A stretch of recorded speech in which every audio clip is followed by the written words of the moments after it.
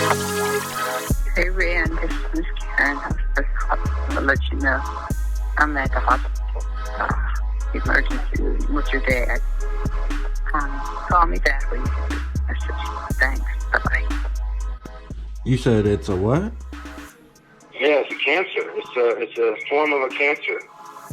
It can either be the malignant or benign, and they have to take it out. So when they take it out, that's when they're gonna find out what it is. Yeah, exactly, Randy. Yep, exactly. He wanted to have the surgery today, and I told him, "Oh no, I really needed to talk to you and my wife." And so he said, "Understand." He said he was going to come back. I talked to him for like an hour and a half this morning. He said he'll come back this afternoon. It's most important that you're safe where you are because it's supposed to be kind of dicey out. But Karen is coming, Shadell. I can't speak of it. What's her name? Shadell. Sherelle? Yeah, Sherelle. She's bringing Karen. And we'll go through the whole thing, the pictures and everything.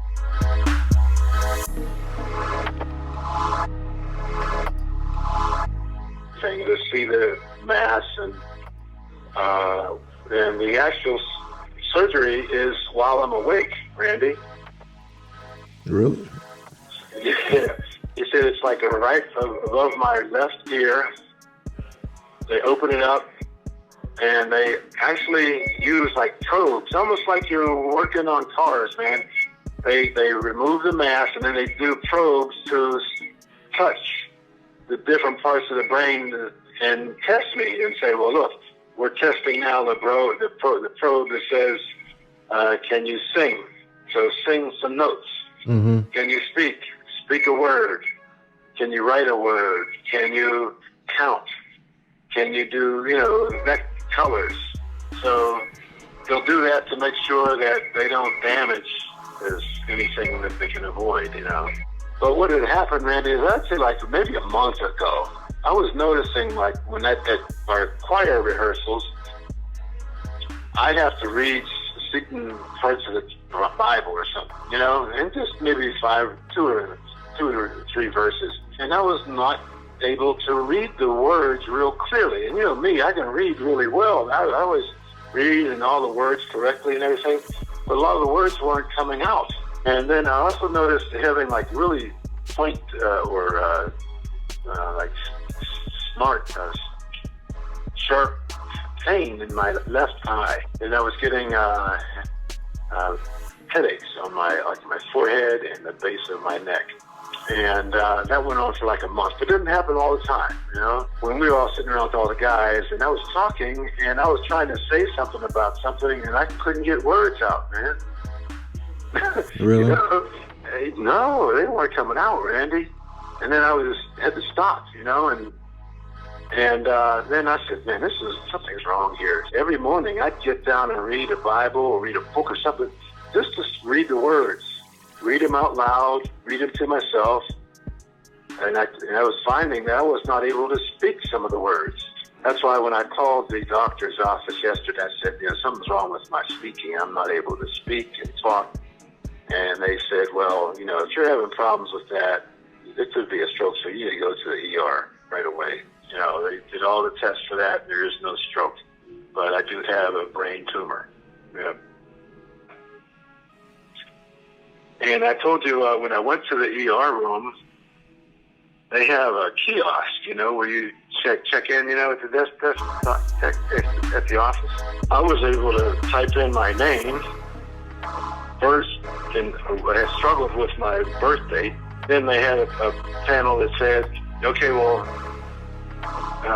write your symptoms that you're having. I couldn't write one word, Randy. One word, man. And I kept trying, and it just gets frustrated, man. And I stopped, and then it timed out, and I timed back on, and then I wrote spoken. And that's the only word I could write. Hey, what's up, man? I figured you'd show up, man. Man, still a little bit, man. What's up, Big Son? How you doing, man? I love you, man. I'm good. Yeah, I'm good, man. Yeah. Everything okay? Okay, good. You sure? Okay. You gonna be able to make it down there today for ranch? Every place is lovely. Man, my speech, you gotta help me, man. It's not there. Not there, man. Good way to that, yeah. So, I'll learn. You have to help me too. I will. So, let me know what you need me to do. So the surgery's on Monday. Use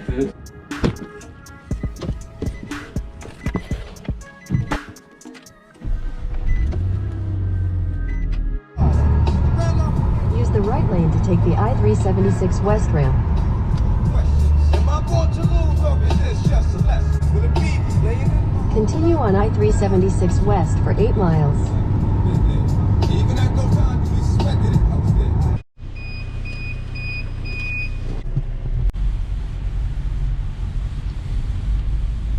Alright, so in the hospital. Now, I'm not sure which way to go. I guess it's this way. Early morning surgery for my dad. Gonna meet my family here, gonna, pray, do everything we gotta do, and hope everything goes well. Okay. So the procedure, we're doing an awake cranie. All right. Okay. Basically, the process is we'll get you back, get some monitors on you, get some oxygen on the face mask, and then we'll get some medications to your IV, get you off sedated. Okay. That'll get you through the simulating portions. So we'll kind of have you sedate, sleepish, while they're getting you in position and getting everything ready. Okay. After that, we'll kind of wake you up in the middle there, so that they can talk to you. Okay. You're going to be pretty awake. They typically don't like us to run medications during that period, but all the simulating portions should be over with. You're basically there, and they're doing the work, and you don't really feel anything up there. But it's just kind of that's how it is. This is Dr. He's Zimmerman. the man, man. He's the man here.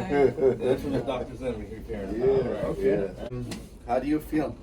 Yeah, I feel good. The meds have helped, Yeah. and I've noticed even the test I've had this morning, everything's good. I haven't had any real stressing headaches or anything. Yeah. Words are still coming a little bit slower, but much quicker. Much better. And I told my family, I said, well, is the tumor still there? Do I still need to have it moved? That's what sometimes happens. Patients, the tumor is obviously still there, but, since the symptoms getting so much better, we've had actually patients not wanting the surgery anymore. Is that right? But then you got to explain, why that is and things. Yeah. So you still do need the surgery, and we're all ready for it. Okay. All right. You're gonna have to make a marking on your left side, Okay. which is over. Okay.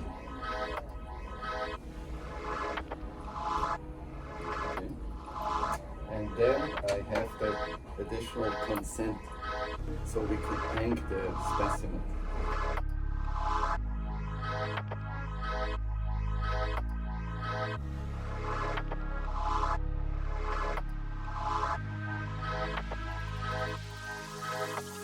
So I think, as I mentioned, you will be a little bit worse in terms of speech after the surgery. That's quite often. For the closure, we'll put you back asleep. And even if you don't have any speech deficits during the testing and the surgery, just putting you back asleep and the brain gets a little more inflamed, I can almost guarantee you will take 24, 48 hours to speak well again. So for today, pretty much, I'm gonna go for the day. Yeah, don't worry about anything.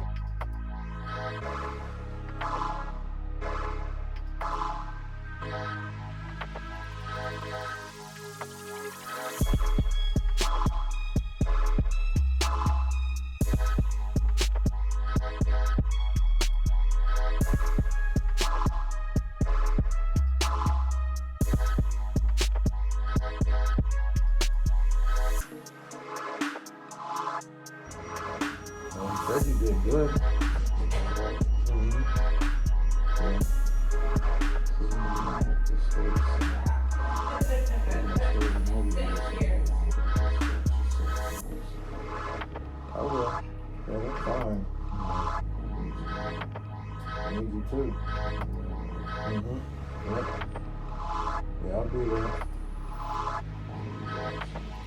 Well,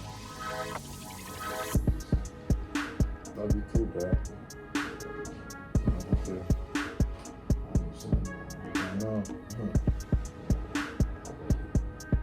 You sure you don't want to eat your food? Still here. No. Well, where did we go for Halloween for stuff for summer? Myrtle Beach. Myrtle Beach. Yeah.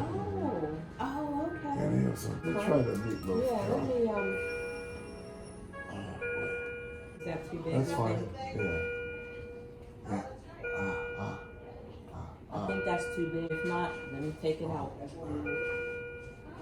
You having trouble chewing? Yeah, right here. Oh, okay. That's what I was thinking, Rand. It's going to be tighter. It hurts, man. Jeez, Lord. Well, that's where the beginning of decision is on the under They your. tried to, like, man, I said, man, are you sure you finished? You've come a long way from an hour ago. Yes, you did. I still like to eat. You know, I like to eat, man. Yeah. Yeah, it still hurts. Did you do a seat picture? Let me see it. Okay. Oh, it's right here.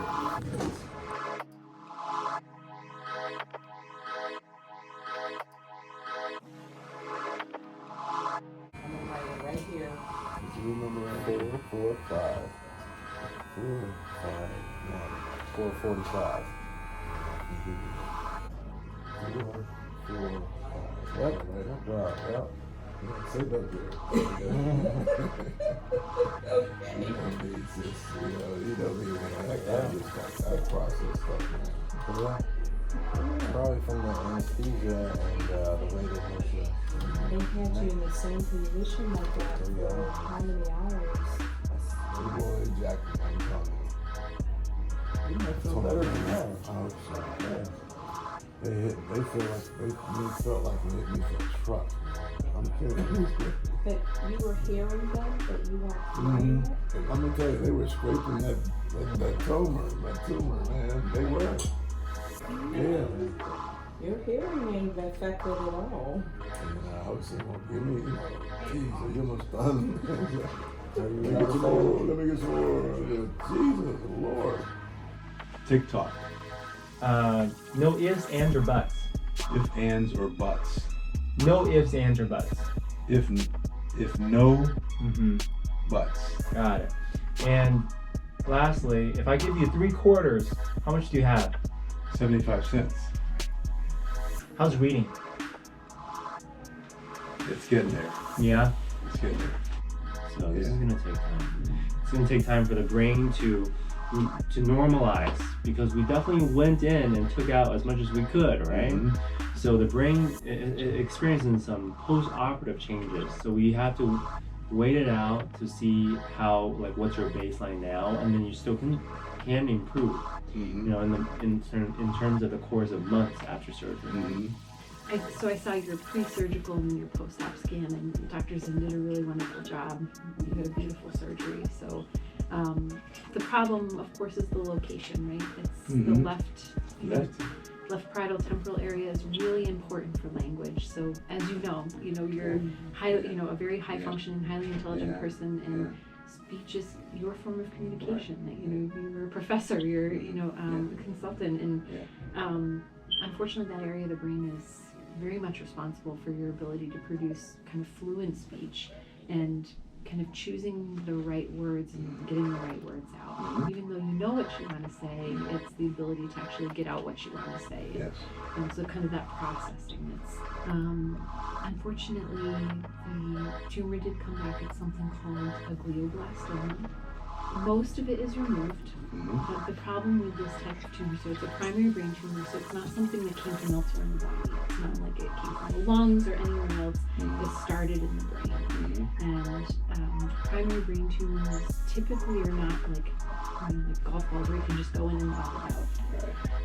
It behaves differently. So often I tell people and kind of describe it like it's almost like a tree. So you can go in and get the big tree trunk out. There's these roots that grow into the healthy brain tissue. And so even with the best surgical procedure that you could have, it wouldn't be enough because of those little roots. And you can't always see those on the MRI scan.